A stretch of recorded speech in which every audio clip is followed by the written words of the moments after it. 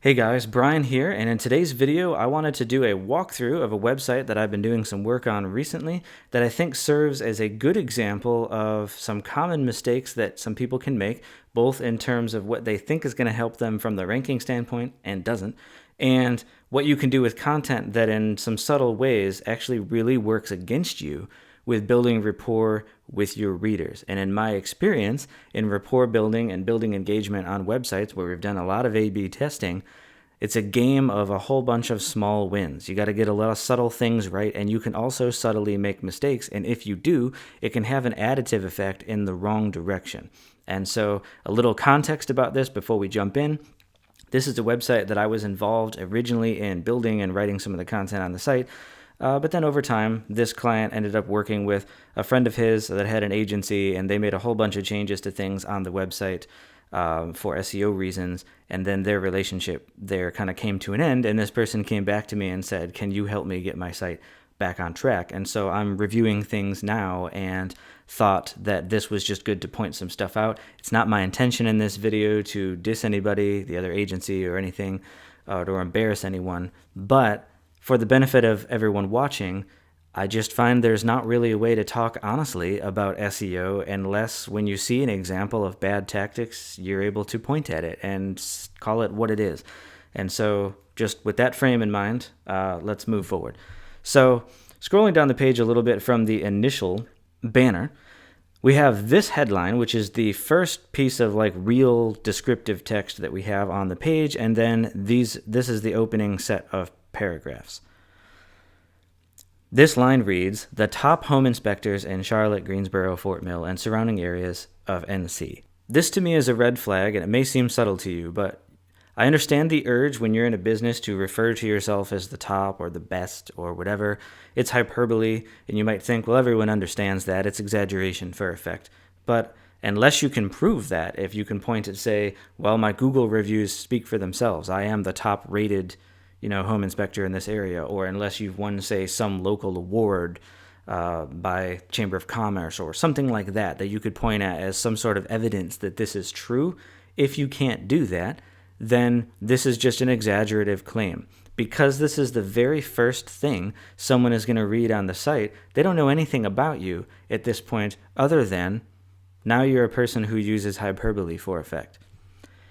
The unfortunate effect that might have is that any other claims that you make about yourself later on can be called a little bit subconsciously into question. They're not taken as fact or as literally as they might have been. I'll come back to that point in a minute. So now let's look at the first actual paragraph. Here at Carolina's Pro Home Inspections, we provide professional home inspections by the top home inspectors in Charlotte, NC. This is straight out of blog posts I've written before where I've sort of, for comedic effect, made an exaggerated example of keyword stuffing. I believe my example was something along the lines of, here at Bob's Used Car Sales, we sell used cars to people looking for used cars, and you can find the best used cars here that you've ever seen. This sentence is basically that, and it's always sad when I see what I created as a kind of exaggerated for effect example living on a real website written by someone seriously, thinking that this was the good idea. And again, not my intention to embarrass, but this is just really, in my professional opinion, a terrible way to open the front page of your website. The reader might not even know a whole lot about SEO to know exactly what keyword stuffing is, but this sentence reads so awkwardly to them. Even if they don't know exactly why you made this choice, they know you're not writing it for them, because no human trying to communicate as an actual human to somebody else would talk this way. This does not build rapport, and again, subconsciously, it sends the message that you're more interested in Google, in getting leads, in ranking, in making money, than addressing this person's needs. And this is the first sentence that you said anything to them. What a terrible first impression that you're making. And then you say, this is why we go above and beyond to give our clients peace of mind. We take all the time needed to educate our clients about the home and encourage participation and answer questions. I don't know if a person believes that at this point, because you've already demonstrated that what's really more important to you is ranking and exaggerating to sound awesome. That is the basis mentally that the person has reading this content. Now all these claims you're making about I'm here for you, I care about you, we do the highest quality home inspections. Is that true, or is that another exaggeration? Highest quality is an easy thing to throw around. What is it that you're doing that actually makes what you're doing the highest quality? I might have taken this at your word if you hadn't already set such a tone for me here. Now, the inclusion of a warranty with 90 days from the date of inspection, this is really solid. Definitely recommend that you do put this kind of thing in your content wherever you can. And then a call to action. This is a good place for it. If this opener was strong enough to build some trust and a person was in a hurry and they felt good about it and they wanted to schedule it, boom, right there. If not, you go on with some other information. You mention in detail the warranties with links to each of them that you offer. Really good stuff. If they're on the fence about you, this builds a lot of confidence and trust because you're certified and you carry all these warranties. Here are some testimonials. Good stuff. This builds the trust again. Here is your BBB accreditation and another credential. Also really good to put there. A reiteration of the call to action here. If these things were helping to be persuasive. And then we move into the bottom area. Now, as you can see, these subheadings are white. This was a first pass change that I made looking at the site because initially these subheadings were gray. That's right, gray subheadings on a gray background.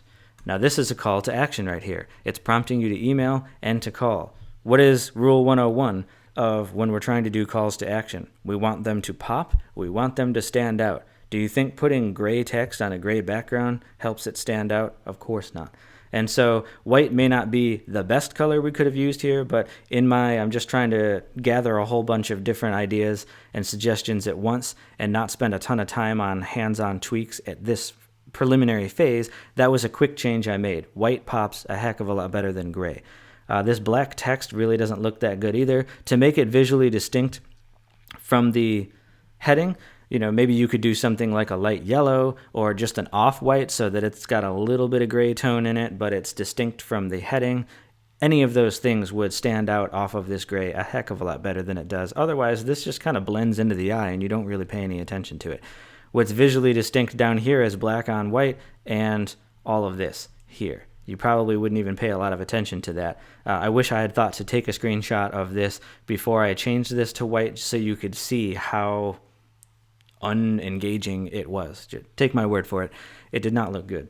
And so those are just some quick things right off the bat that when I'm looking at sites can really hold them back and works against them that I would definitely urge people to give a lot of thought to, especially when this is the front page of your site and the very first content that you're saying. It's really important that you are trustworthy and that your content makes it clear you're talking to them like a real human being, that you understand what they're actually going through, that you have a solution for them specifically, and that you are willing to, not only like I just said, talk to them human to human, but that you're making them first, that the content is more about, look, I know you need this thing. Here are the ways that I help you get this thing.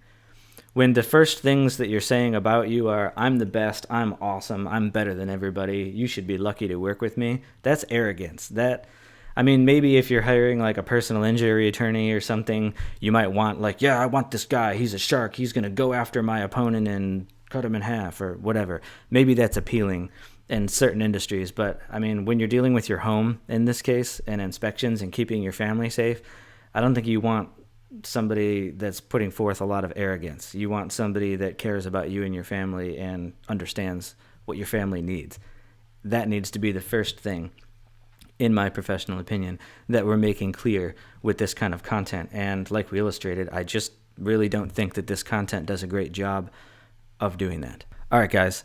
Thanks for joining me on this video. Hope it was helpful. Feel free to throw some comments down below with questions if you have any about this, or if you have an idea for something you'd like me to cover next. And otherwise, hope this was helpful. See you in the next video.